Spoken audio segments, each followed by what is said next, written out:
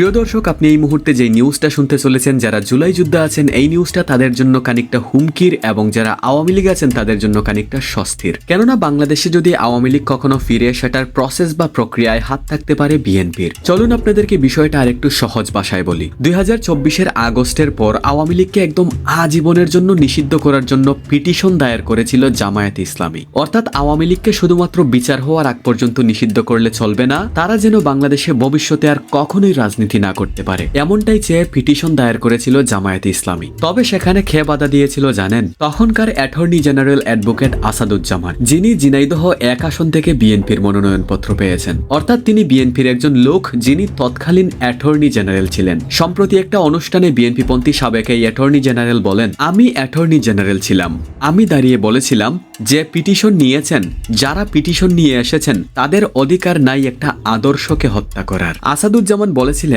আওয়ামী লীগে যেমন খুনি আছে, আওয়ামী লীগে তেমন আদর্শিক সৈনিকও আছে। সেদিন আমি আওয়ামী লীগের রেজিস্ট্রেশন বাতিল করার জন্য হাইকোর্টে বাধা দিয়েছিলাম, কারণ আমরা চিন্তা করি আদর্শের, আমরা আদর্শকে হত্যা করে কোনো রাজনীতি করতে চাই না। অর্থাৎ তিনি আওয়ামী লীগের আদর্শের পক্ষে ছিলেন, আওয়ামী লীগকে আজীবনের জন্য নিষিদ্ধ করার পক্ষে নয়। তো প্রিয় দর্শক, এই বিষয়টা নিয়ে আপনার কিছু বলার থাকলে অবশ্যই কমেন্টে জানাবেন, and please guys subscribe to our channel.